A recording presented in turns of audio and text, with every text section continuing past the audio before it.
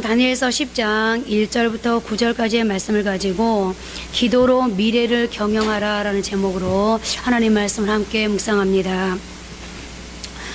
우리는 다니엘을 이야기할 때마다 다니엘의 탁월한 지혜와 놀라운 결단력과 대담함, 그리고 탁월한 지도력에 대해서 언급하게 됩니다. 그러나 사실은 이 모든 것보다 다니엘에게 더욱 중요한 삶의 비밀이 있었습니다.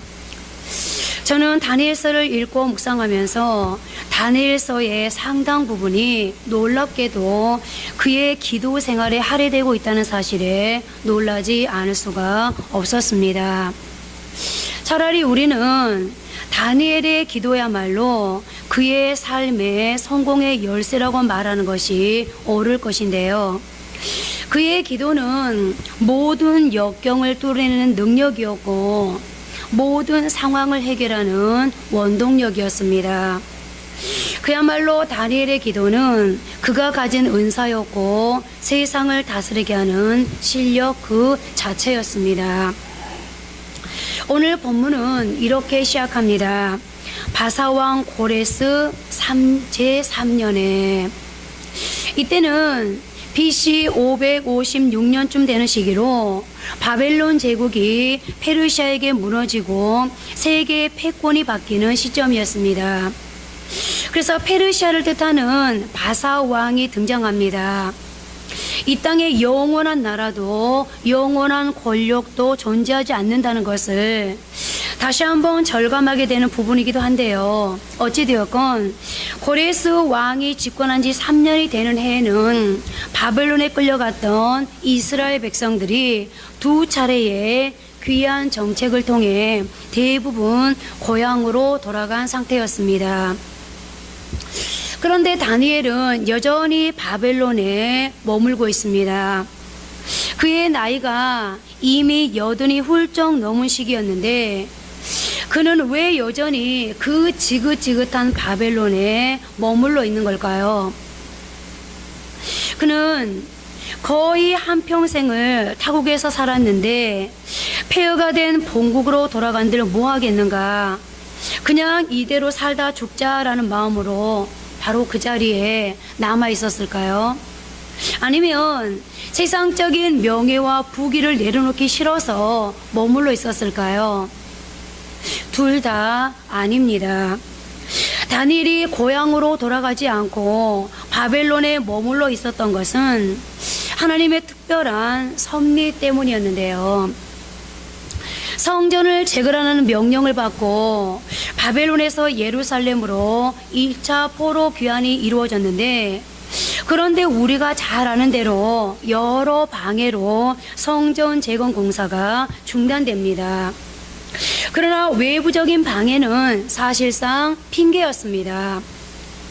막상 들뜬 마음으로 고향으로 돌아와 무너진 성벽과 성전을 재건하다 보니 예기치 않은 일들이 자꾸 벌어집니다. 자녀를 돌보고 가정을 꾸릴 돈도 필요해집니다. 막연히 성전 재건에만 힘을 쓸 수 없는 상황이 생긴 것입니다. 그러면서 이스라엘 백성들은 서서히 지치기 시작합니다. 좀 쉬었다 하자. 일단 가정부터 꾸리고 성전을 재건해도 늦지 않다라는 분위기가 팽배해진 것입니다. 그래서 성전 재건 공사가 중단되는 위기를 맞게 됩니다. 이때 황폐한 예루살렘으로 돌아온 선지자가 있었는데 그가 바로 학개입니다. 그는 이름 때문에라도 선지자가 될 수밖에 없었던 인물인데요. 학개라는 이름은 성도들의 마음에 불을 지른다는 의미를 지니고 있기 때문입니다. 그는 패배감과 실망감에 젖어 있는 이스라엘 백성들의 심령에 그 이름대로 불을 지릅니다. 학개 1장 4절 5절입니다. 이 성전이 황폐하였거늘 너희가 이때 판벽한 집에 거주하는 것이 옳으냐? 그러므로 이제 만군의 여호와가 이같이 말하노니 너희는 너희의 행위를 살필지니라. 선지자 학개는 무너진 성전을 놔두고 어찌 자신의 집을 돌보려 하느냐며 이스라엘 백성들을 질책합니다. 그러면서 다시 힘을 합쳐 하나님의 성전을 재건하자고 격려합니다. 위기의 순간에는 이런 학개와 같은 사람, 즉 말씀에 불들린 선지자가 필요합니다. 꺼져가는 희망의 불씨를 다시 지필 수 있는 하나님의 사람이 필요한 것입니다. 오늘 우리 한 사람 한 사람이 학개와 같은 희망의 불씨를 다시 지필 수 있는 그런 소망의 사람들이 되어지기를 바랍니다. 선지자 학개 후 하나님은 또 한 사람을 이스라엘 민족 가운데 보내셨습니다. 선지자 에스라입니다. 그는 말씀을 차근차근 깊이 있고 조리 있게 가르치는 학자였습니다. 그는 말씀을 통해 이스라엘 백성들에게 왜 성벽을 재건해야 하는지, 왜 이대로 주저앉으면 안 되는지를 설명해 주었습니다. 그리고 하나님은 이들에 이어 실제적으로 무너진 성전과 성벽을 재건할 행정가 느헤미야를 보내셨습니다. 느헤미야를 읽다 보면 수많은 조직들이 눈에 띄는데 이를 통해 느헤미야의 행정가다운 면모를 엿볼 수 있습니다. 분명하게 역할을 나누고 각각 그 역할에 맞게 일을 배분하여 예루살렘을 재건하게 한 것입니다. 그야말로 선지자 학개가 절망감에 젖어있는 이스라엘 백성들의 마음에 성전 재건을 향한 불을 붙였다면, 선지자 에스라는 조리 있게 왜 성전을 재건해야 하는지 그 뿌리를 놓는 작업을 했고, 그리고 느헤미야는 성전 재건을 진두지휘하며 예루살렘 성전뿐 아니라 이스라엘 백성들의 영적인 삶을 재건하는 데 박차를 가했는데요. 그러면 다니엘은 어떤 역할을 맡았을까요? 그렇게 그리워하던 고향 땅을 뒤로 하면서까지 그가 맡았던 역할은 과연 무엇이었을까요? 기도의 사람 다니엘은 이방 땅에 외로이 남아 민족의 운명을 놓고 기도하는 역할을 맡았습니다. 그야말로 하나님의 섭리는 같아도 각자의 역할은 다 달랐던 건데요. 당장 사람들의 눈에는 선지자 학개, 에스라, 느헤미야 같은 역할이 돋보일 수 있습니다. 주목받는 현장에서 일하기 때문입니다. 반면 다니엘은 가슴 한편에 밀려오는 그리움을 억누른 채 이방 땅에 남아 기도로 조국의 미래를 경영하고 있었던 것입니다. 하나님이 맡기신 일은 이처럼 인간의 관점으로 그 경중을 판단할 수 없다는 것을 배우게 되는 부분이기도 한데요. 오늘 본문 1절 말씀을 보십니다. 바사왕 고레스 제3년에 한 일이 벨리사살이라 이름한 다니엘에게 나타났는데 그 일이 참되니 곧 큰 전쟁에 관한 것이라. 다니엘이 그 일을 분명히 알았고 그 환상을 깨달으니라. 하나님은 다니엘에게 기도라는 역사적 책무를 맡기셨습니다. 기도를 통해서 민족의 미래에 대한 큰 그림을 보여주시고 그것을 위해 기도하게 하신 것입니다. 한마디로 하나님은 다니엘의 기도를 통해 이스라엘의 미래를 경영하게 하신 것인데요. 그리고 우리는 그런 다니엘의 기도를 통해서 기도만큼 위대한 일은 없다라는 것을 배우게 됩니다. 쓰레기가 없는 집은 없다라는 말이 있습니다. 쓰레기가 없는 집은 없지만 분명 깨끗한 집이 있고 더러운 집이 있습니다. 그 차이가 무엇이겠습니까? 깨끗한 집은 쓰레기가 없는 집이 아닙니다. 쓰레기가 제자리인 쓰레기통에 들어가 있는 것입니다. 그러나 더러운 집은 쓰레기가 제자리를 찾지 못하고 아무데나 돌아다니는 것입니다. 교회도 가정도 마찬가지입니다. 어느 교회나 가정도 예외 없이 항상 문제가 잠복하고 있습니다. 하지만 은혜가 넘치는 교회와 가정이 있고 은혜가 메마른 교회와 가정이 있습니다. 은혜가 넘치는 교회와 가정은 문제가 기도의 힘에 눌려 꿈쩍도 못하는 것이고, 은혜가 메마른 교회와 가정은 기도하지 않기 때문에 문제가 고개를 들고 일어나 모두를 흔들어 힘들게 하는 것입니다. 그만큼 기도가 중요하다는 것입니다. 이것이 보이지 않는 영적인 힘입니다. 오늘 다니엘의 타고남도 결국 이 기도에서 비롯된 것이었습니다. 그렇습니다. 기도의 힘은 대단한 것입니다. 당장 기도할 때는 표가 나지 않더라도 시간이 지나면 인생의 수많은 위기와 굴곡 앞에서 기도한 사람과 기도하지 않는 사람은 완전히 다른 인생을 살게 됩니다. 그런 의미에서 오늘 우리는 다니엘에게서 기도의 비밀을 배우고자 하는데요. 오늘 본문을 중심으로 다니엘의 5가지 기도의 비밀을 살펴보도록 하겠습니다. 첫째, 다니엘의 기도는 하나님의 은총에 힘입어 하는 기도였습니다. 성경은 기도의 사람 다니엘을 가리켜 큰 은총을 받은 사람이라고 전하고 있는데요. 여러분, 기도는 누가 할 수 있을까요? 어떤 사람은 의지로 기도할 수 있다고 착각하기도 합니다. 그러나 기도는 의지로 할 수 있는 것이 아닙니다. 기도는 은혜로 하는 것입니다. 은혜를 입어야 은혜를 입은 사람만이 하나님의 보호자 앞에서 무릎을 꿇을 수 있습니다. 그리고 그렇게 은혜로 하나님 앞에 무릎을 꿇는 사람은 천하가 덤벼들어도 당해내질 못합니다. 그러니까 은총 중에 최고의 은총은 언제 어디서나 하나님의 보호자 앞으로 나아갈 수 있는 것이고, 그것이 다니엘의 기도의 비밀이었습니다.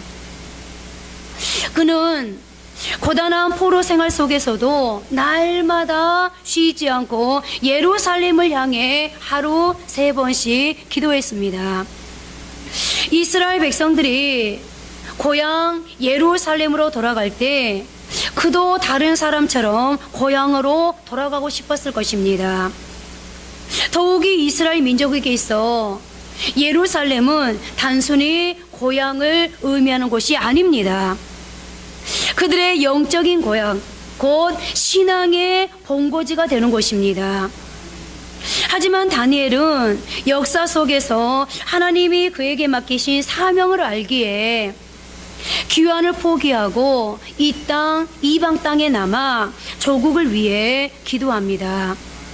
그는 하나님께로부터 특별히 선택된 기도할 수 있는 은총을 입은 사람이었습니다. 둘째로, 다니엘의 기도는 겸비하는 기도였습니다.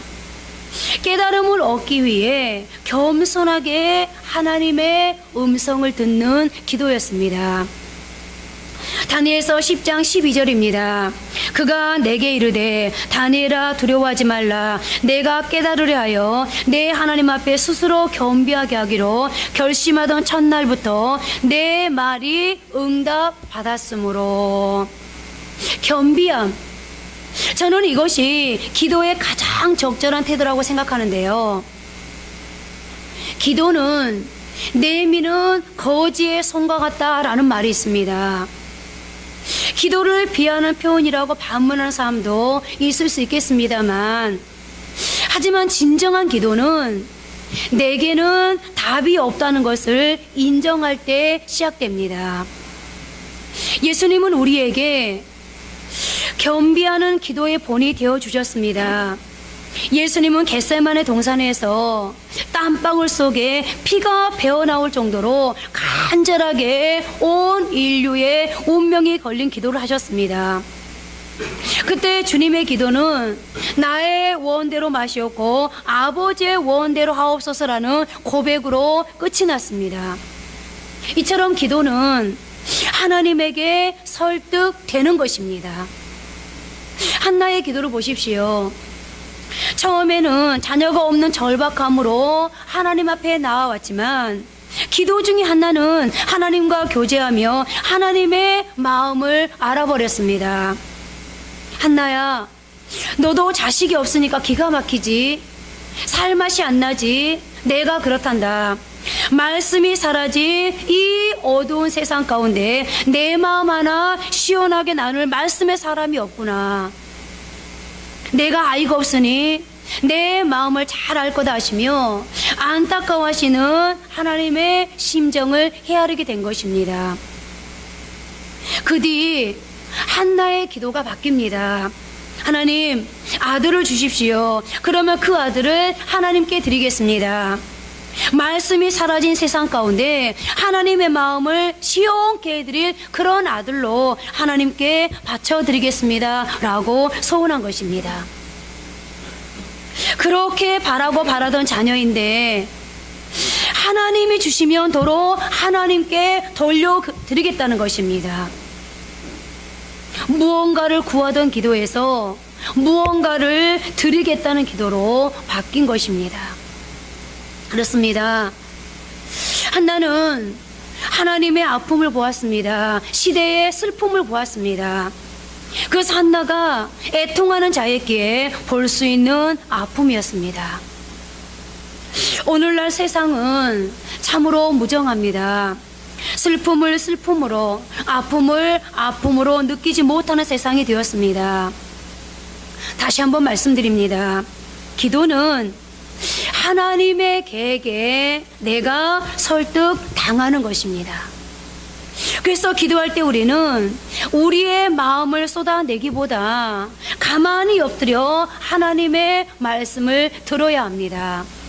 물론 절박한 상황이 생기면 그 순간만큼은 그 무엇도 신경 쓸 여유가 없다는 것을 너무 잘 압니다.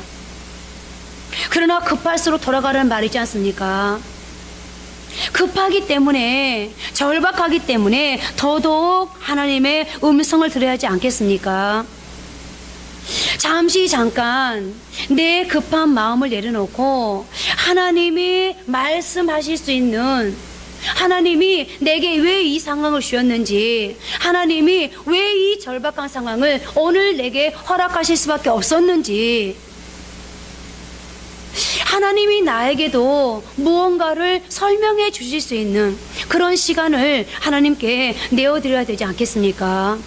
오늘 여러분, 조금 전에 말씀을 드렸습니다만 급하기 때문에, 위기 앞에 있기 때문에, 이 고비 앞에서 어떻게 될지 답이 내게 없기 때문에 더더욱더 잠깐이라도 내 마음을, 내 급한 마음을 내려놓고 하나님께 시간을 내어드릴 수 있는, 그러므로 하나님이 여러분들에게 말씀하게 해드릴 수 있는 지혜로운 기도자들이 되어지기를 바랍니다. 세 번째로 다니엘의 기도는 하늘을 움직이는 기도였습니다.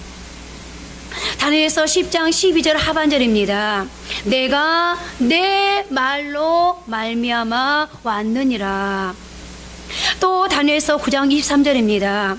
곧 내가 기도를 시작할 즈음에 명령이 내렸으므로 이제 내게 완리로 왔느니라. 다니엘의 기도는 이처럼 내가 내 말로 말미암아 왔느니라.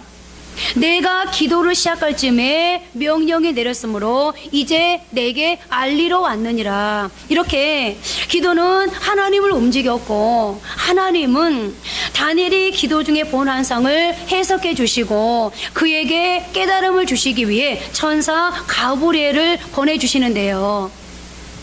계속되는 다니엘서 10장 13절 말씀 함께 합독하십니다. 그런데 바사 왕국의 군주가 21일 동안 나를 막았으므로 내가 거기 바사 왕국의 왕들과 함께 머물러 있더니 가장 높은 군주 중 하나인 미가엘이 와서 나를 도와주므로. 다니엘의 기도는 분명 하나님을 감동시켰고, 그러므로 하나님은 다니엘이 본 환상을 해석해주고 깨닫게 해주기 위해 천사 가브리엘을 보냈습니다. 그런데 성경이 어떻게 기록되고 있습니까? 바사 왕국 군주가 21일 동안 나를 막았으므로. 무슨 말입니까? 여기 바사 왕국의 군주, 그러니까 이 말은 언뜻 정치적인 설명 같아 보입니다만 자세히 살펴보면 바사국군은 바사의 군대가 아니라 바사의 왕자를 이야기하는 것으로서, 바사의 왕자는 페르시아를 지키면서 이 나라를 담당하고 있는 천사를 가리키는 말입니다. 그러니까 기도에 응답하기 위해서 하나님이 보낸 가브리엘 천사가 활동을 시작할 때 바사를 지키고 다스리던 악한 영의 역사가 21일 동안 가브리엘을 막았다는 것입니다. 그러니까 여기 바사국 군주라는 이 말은 바사의 왕자로서 하나님의 천사가 아닌 악한 사탄을 이끌고 있는 겁니다. 한마디로 말하면 사탄이 와서 다니엘의 기도 응답을 막았다는 것인데요. 내가 기도할 때 하나님이 즉각적으로 기도를 들으셔도 많은 경우 악령들이 기도가 응답되는 과정을 지연시키거나 방해하고 있다는 것을 오늘 본문을 통해서 알게 됩니다. 다시 말씀드리면 기도는 보이지 않는 영적인 싸움이라는 것입니다. 그래서 어둠의 권세를 잡은 자들은 기도하는 성도들을 가만히 내버려 두지 않습니다. 졸음을 밀어넣기도 하고 잡생각을 갖게 할 때도 있고 불안하게 하거나 불화를 조성하기도 합니다. 여러분, 기도를 하려고 마음을 먹었는데 이상하게 집안에 화목하지 못할, 서로의 마음이 상하고 그러므로 말미암아서 기도에 집중할 수 없는 그런 일들이 생기지 않습니까? 그것은 바로 우리로 하여금 내가 하나님 앞에 마음을 정하고 하나님 앞에 작정해서 기도하려고 하는 내 마음을 뺏고자 하는 사탄의 계략인 겁니다. 여러분들 속지 마십시오. 그리고 여러분들 스스로가 누군가의 기도를 방해하는, 누군가가 기도하려고 마음을 먹었는데 그 마음을 흩어버리는 그런 사탄의 도구가 되지 않기를 바랍니다. 기도에 집중할 수 없게 만드는 것이 바로 사탄의 계략인데요. 하지만 우리가 그 사탄의 공격을 우리가 분별해내고, 그리고 그 사탄의 공격을 이기고 하나님에게 기도로 집중할 때 상상도 못할 기도의 힘이 발휘되는데요.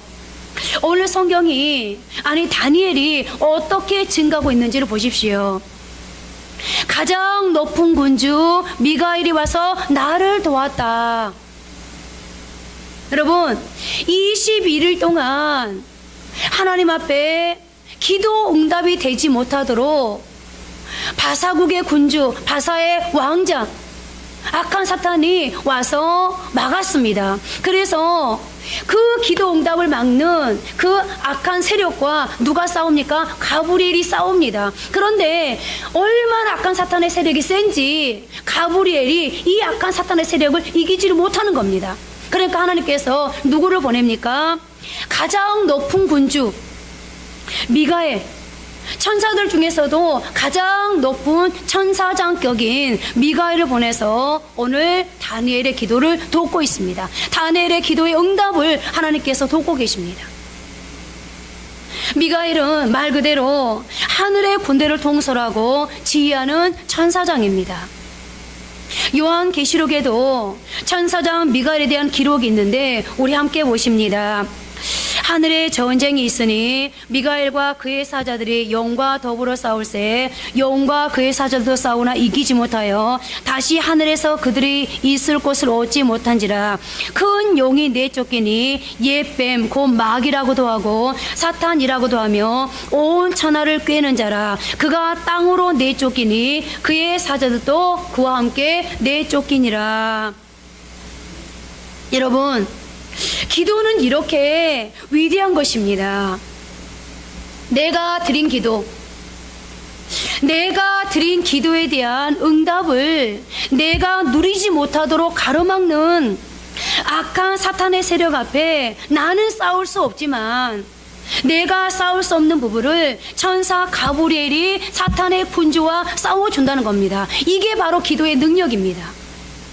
더 나아가 나의 기도에 응답하기 위해 바사의, 이 말은 여러분 오늘 바사의 군주, 바사의 왕자, 바사를 지키는 악한 세력이라고 그랬습니다. 여러분, 악한 세력들도요 지역마다 그 지역을 지키는 악한 사탄의 세력이 있습니다. 여러분 한 사람 한 사람도 여러분 한 사람 한 사람의 삶의 자리에, 삶의 현장에, 삶의 내용에 여러분에게 하나님께서 기도에 응답하지 못하도록 여러분의 삶만을 지키고 있는 악한 사탄의 세력이 있다는 거예요. 그런데 그 악한 세력, 바사, 즉 내 인생의 영역에 역사하는 악한 영과 가브리엘 사이에 맹렬한 전투가 벌어졌을 때 천사들 중에서도 가장 강력한 힘을 가진 하늘의 천사장인 미가엘이 와서 도와주므로 마침내 다니엘에게서 내 삶의 현장에, 다니엘의 삶의 현장에 하나님의 뜻이 이루어지도록 한다는 것입니다. 그러니 이 기도가 얼마나 위대한 힘을 가지고 있습니까?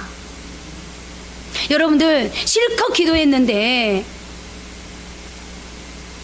기도 응답이 안 되는 경우 너무 많지 않습니까?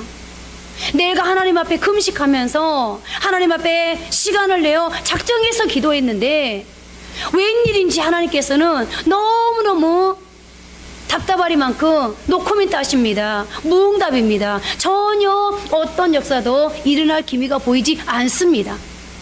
물론 거기에는 하나님의 뜻도 있겠습니다만 어떤 경우에, 아니 대다수 악한 사탄의 세력이 우리의 기도가 응답되지 못하도록 하나님과 나 사이에 가로막고 있다는 거 여러분 아십니까? 그런데 그 사탄의 세력을 완전히 파쇄시키고 기도 응답이 오늘 내게 올 수 있도록 역사하는 힘은 뭐라고요? 그럼에도 불구하고 기도하는 것입니다. 그때 하나님이 가브리엘 천사를 보내셔서, 그때 하나님께서 미가엘 천사를 보내셔서 내 삶의 현장에 기도가 응답되게 한다는 겁니다. 그러므로 여러분, 우리는 두려워할 필요가 없습니다. 근심하고 걱정하고 있을 필요가 없습니다. 그러면 그럴수록 우리는 하나님이 내게 주실 승리를 확신하고 그 확신을 붙들고 한 걸음 한 걸음 나아가기만 하면 되는 것입니다. 네 번째로, 다니엘의 기도는 노동에 가까운 절박한 기도였습니다. 오늘 다니엘서 10장 17절을 보십시오. 내 몸에 힘이 없어졌고 호흡이 남지 아니하였사오니 내 주의 이 종이 어찌 능히 내 주와 더불어 말씀할 수 있으리까 하니. 기도의 사람 E.M. 바운즈는 기도를 가리켜 노동이라고 표현했는데, 기도는 단순히 육체적으로 힘든 것을 넘어 보이지 않는 어둠의 권세와 맞서는 영적인 싸움이기에 고통이 뒤따른다는 것입니다. 왜냐하면 기도는 육체적인 에너지와 정신적인 에너지, 여기에 영적인 에너지를 집중해서 어둠의 세력과 맞짱을 뜨는 전투이기 때문에 그렇습니다. 그렇다 보니 다니엘처럼 내 몸에 힘이 없어졌고 호흡이 남아있지 않다라는 고백을 하게 되는 것입니다. 그 정도로 절박하고 간절하게 기도했다는 건데요. 여러분, 오늘 여러분은 이렇게 기도해 보신 적이 있으십니까? 제가 알기로 지금 여러분은요, 그냥 건성건성, 그냥 되면 되는 대로 그렇게 기도할 상황이 아닙니다. 제가 여러분들의 상황을 잘못 알고 있는 겁니까? 아니요, 결코 잘못 알지 않았을 겁니다. 여러분들이야말로 지금 하나님 앞에, 하나님, 내가 너무 기도에 집중하다 보니, 너무 절박하게 기도하다 보니, 너무 하나님 앞에 간청을 하다 보니 내게 힘이 다 빠져버렸습니다. 나의 에너지가 다 고갈되어 버렸습니다. 심지어는 호흡조차도 어렵습니다 라고 기도해야 될 때입니다. 그런데 여러분, 이렇게 기도하셨습니까? 기도는 엄청난 에너지를 필요로 합니다. 기도하면서 영적으로 얼마나 긴장했는지 속이 다 타들어가는 듯 고통스러울 때도 있습니다. 그러나 이런 기도가 여러분들 아십니까? 정말 우리의 운명을 건 기도가 되어야 된다는 거 말입니다. 그리고 바로 그런 운명을 건 기도가 여러분들의 인생을 바꿉니다. 모세는 백성들이 산 아래서 싸울 때 산 위에서 손을 두고 기도했습니다. 그때 전쟁의 승패는 전쟁터에서 가려지지 않았습니다. 병력, 무기, 작전 등이 일절 승패에 영향을 미치지 않았습니다. 오직 기도하는 모세의 손에서 그 승패가 가려졌습니다. 모세가 손을 들어 기도하면 전쟁에서 우세하고 손을 내리면 수세에 몰리는 상황이 되는 것입니다. 결국 모세의 기도에 힘입어 이스라엘 백성들은 전쟁에서 승리했습니다. 그것은 곧 하나님이 그들을 광야의 여정 속에서 돌보시고 함께하여 이끄시겠다라는 하나님의 사인이기도 했습니다.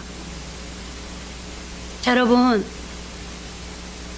이제 이렇게 몸에 힘이 다 없어지고 호흡이 남아있지 않을 정도로 기도하는 사람들에게 여러분, 하나님께서 어떤 은혜를 주실까요? 어떤 은혜가 임하는지 다니엘서 10장 19절 말씀 함께 합독하십니다. 이르되 큰 은총을 받은 사람이여 두려워하지 말라. 평안하라. 강건하라. 강건하라. 그가 이같이 내게 말하매 내가 곧 힘이 나서 이르되 내 주께서 나를 강건하게 하셨사오니 말씀하옵소서. 여러분, 하나님은 참 놀랍고 좋으신 분이십니다. 어떤 모습으로 나아오든지 하나님은 그분 앞에 엎드린 자들에게 힘이 다 빠질 정도로, 호흡이 멈춰질 정도로 그렇게 간절하게 기도하는 그 사람들에게 하나님은 일어날 힘을 주십니다. 여러분, 여기서 일어날 힘은 무엇을 말하겠습니까?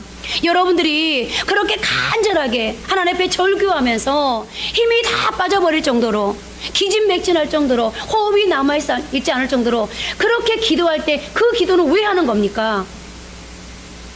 하나님께서 내 상황을 바꿔주셔야 되겠기에, 하나님께서 나로 하여금 살게 해주셔야 되겠기에, 하나님께서 나를 축복해 주셔야 되겠기에, 하나님께서 나를 부끄럽지 않게 세워주셔야 되겠기에 기도하는 거 아닙니까?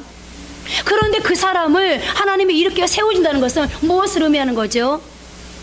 기도에 응답했다는 겁니다. 오늘 다니엘을 보십시오. 그가 뭐라고 말하고 있습니까? 주께서 나를 강건하게 하셨사오니 말씀하옵소서. 주께서 나를 강건하게 하셨사오니 말씀하옵소서. 이 말은 무슨 말이에요? 주께서 나를 강건하게 하셨사오니 이제 하나님의 일을 이루십시오 라는 말 아니겠습니까? 여러분, 이런 상황 속에서 이렇게까지 하나님께서 여러분들에게 너희가 이런 모습으로 내게 나오면, 이렇게 기도하면 내가 너희에게 새 힘을 주겠다, 응답해 주겠다, 내가 너희를 축복해 주겠다, 너희의 인생을 바꿔주겠다 라고 말씀하시는데 어떻게 우리가 기도하지 않을 수 있습니까? 하나님은 기도하는 자들을 소송케 하십니다. 가슴 한복판에 다시 살아갈 소망을 새겨주십니다. 그러니 설령 기도할 힘이 없을지라도 어찌 우리가 기도하지 않을 수 있겠습니까? 이제 여러분의 삶의 현장에 절박한 문제가 있으십니까? 내가 도저히 감당할 수 없는 삶의 과제가 있습니까? 오늘 다니엘처럼 힘이 없어질 정도로, 호흡이 못 올 정도로 한번 기도해 보십시오. 지금 이렇게 기도한 다니엘이 쓰러졌습니까? 어떤 분들은 말합니다. 저 기도를 너무 했더니 죽을 것 같아요. 저 기도해서 죽은 사람 한 번도 못 봤습니다. 그렇게 기도할 때 하나님이 응답했으면 응답했지, 하나님 불쌍히 여겼지, 기도하다가 죽은 사람 한 명도 없습니다. 금식하다가 돌아간 분들은 봤어도 하나님 앞에 절박하게 절구하면서 기도하다가 죽은 사람 한 명도 없었습니다. 성경이 말하고 있고 역사가 우리에게 말해주고 있습니다. 여러분, 오늘 세상이 감당할 수 없는, 그리고 세상 모든 것을 이길 수 있는 새로운 힘을 가지고 우뚝 일어서는 그런 은혜를 경험했던 다니엘처럼 한번 기도해 보십시오. 어쩌면 지금의 우리의 삶의 현장에 그 위대한 하나님의 역사가, 그리고 기적과 영광이 나타나지 않는 것은 여러분 당연한 건지도 모릅니다. 기도의 욕구가 없는 사람을 통해 하나님은 놀라운 일을 행하실 수 없습니다. 분명하게 기억하십시오. 대충 기도하고,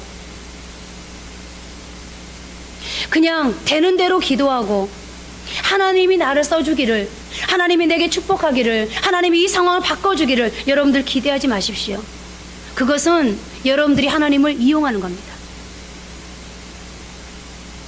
이제 우리 모두는 다시 기도의 용사들이 되어야 합니다. 그러므로 하나님을 감동시키고 천사들을 일하게 만들어 무너진 삶이 회복되는 축복의 사람들이 다 되어야 되지 않겠습니까? 이번 주부터 금요 기도회 다시 시작합니다. 하나님이 금요 기도회를 통해서 내가 일하겠다, 금요 기도회를 통해서 내가 역사하겠다, 금요 기도회를 통해서 기적을 보게 하겠다, 금요 기도회를 통해서 너희의 막힌 것이 열려지고 뚫어지게 하겠다, 괜히 말씀하셨겠습니까? 여러분, 다시 기도에 힘을 내셔서 하나님 앞에, 하나님 들어주지 않으면 제 인생 끝장납니다. 제가 끝장나는 건 상관없습니다만 하나님의 영광이 가려지지 않습니까? 하나님의 이름이 욕을 먹지 않습니까? 하나님 응답하셔야 합니다.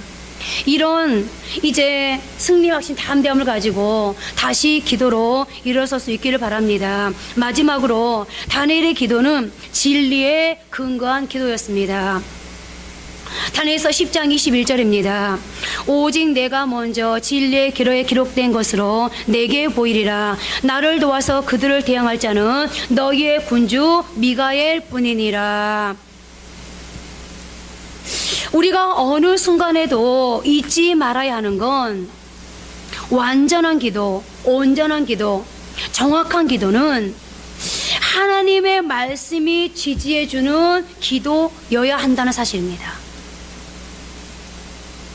기도는 하나님의 말씀과 같이 가야 되는데요. 다시 말씀드리면 말씀을 의지하고 또 그 말씀을 붙들고 기도의 싸움을 해야 한다는 것입니다. 하나님이 그리스도인들로 하여금 이 땅에서 사탄과의 싸우는 영적 전쟁에서 우리의 삶을 지키고 하나님의 자녀답게 승리하는 삶을 살도록 하기 위해서 주신 두 가지 영적인 무기가 바로 기도와 말씀입니다. 이 두 무기 중 어느 한 무기가 녹슬어 버리면 우리의 삶은 흔들리게 됩니다. 그래서 이런 말이 있습니다. 말씀 없는 기도는 맹목적이고 기도 없는 말씀은 공허하다. 그렇습니다. 그래서 하나님의 위대한 일을 이 땅에 이루어갔던 신앙의 선배들은 말씀과 기도의 균형을 그렇게 중요하게 여겼던 것입니다. 오늘 다니엘의 기도 역시 말씀에 근거한 기도였습니다. 기도의 길은 결코 홀로 가면 안 됩니다. 말씀이라는 동반자와 함께 갈 때 우리의 기도는 더욱더 온전해지고 우리의 삶은 참으로 아름답게 완성될 수 있습니다. 이제 말씀을 맺겠습니다. 예레미야 33장 2절 3절에는 그 유명한 말씀이 기록되어 있습니다. 우리는 이 말씀을 참 좋아합니다. 우리 함께 합독하시겠습니다.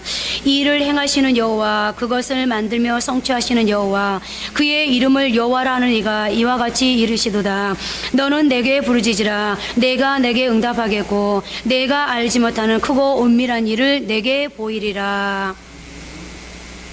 2절에서 하나님이 자기 자신에 대해서 어떻게 밝히고 있습니까? 이 일을 행하시는 여호와, 그것들을 만들며 성취하시는 여호와라고 말하고 있습니다. 그런데 그 하나님이 진짜 우리의 삶에서 이 일을 행하시고 성취하기 위해서 우리에게 무엇을 명령하십니까? 무엇을 명령하시죠? 이 답을 알아야 적용을 할 거 아닙니까? 무엇을 명령하시죠?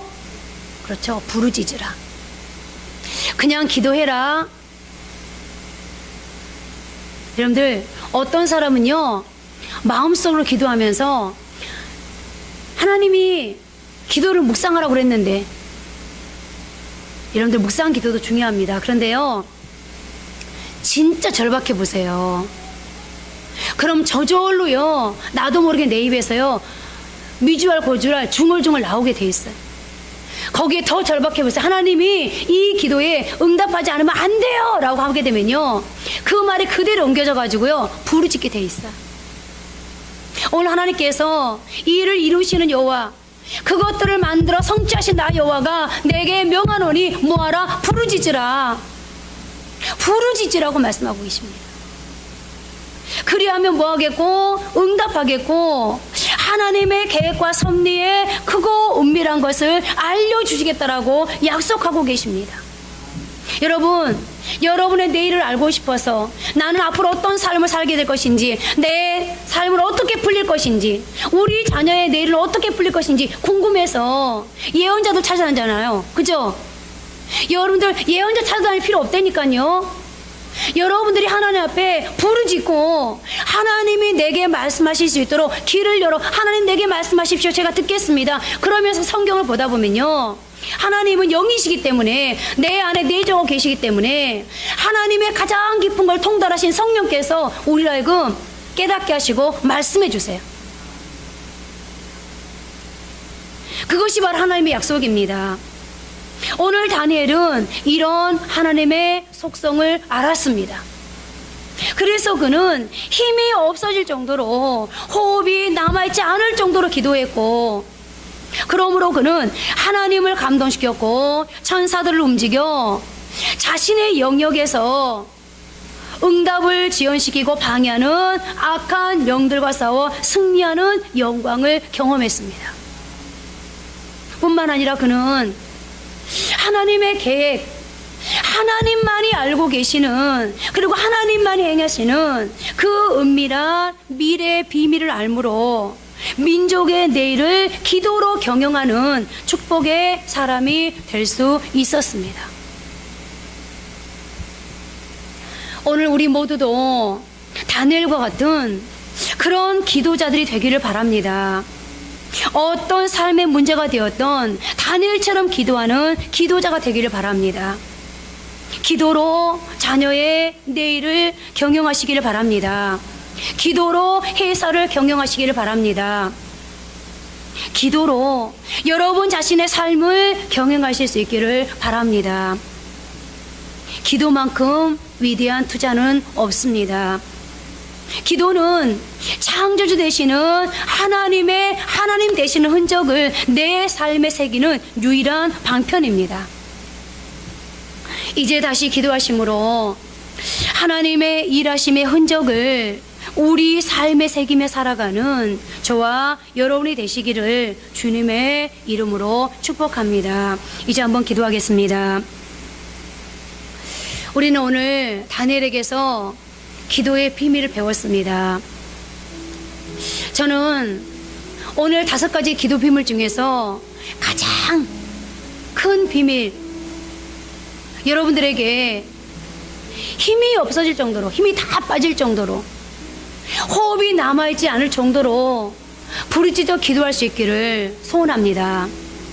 그리고 바로 그때 하나님은 우리에게 기도 응답해 주기 위해서 가브리엘 천사를 보낼 것이고, 가브리엘 천사로도 안 되면 하나님의 천사장인 미가엘을 보내서 우리의 기도를 응답하게 하실 겁니다. 오늘 여러분, 지금까지 우리는 너무 기도에 약했습니다. 그냥 되는 대로 기도했습니다. 하나님이 들어주셔도 그만, 안 들어주셔도 그만, 일하셔도 그만, 안 해주셔도 그만. 그러니 우리 인생이 어떻게 바뀔 수 있겠습니까? 우리의 인생에 어찌 역전이 찾아올 수 있겠습니까? 여러분, 이 시간 하나님 앞에 한번 기도하면서, 하나님, 나도 오늘 다니엘 같은 그런 기도자가 되고 싶습니다. 기도로 나의 내일을 경영하고, 기도로 나의 자녀를 경영하고, 기도로 우리 회사를 경영하고, 기도로 하나님의 축복을 땡겨올 수 있는 그런 사람이 되고 싶습니다. 나로 하여금 이 시대에 기도자가 되게 해주십시오. 이 시간에 간절하게 주여 한번 부르면서 기도하겠습니다. 주여! 아버지 하나님,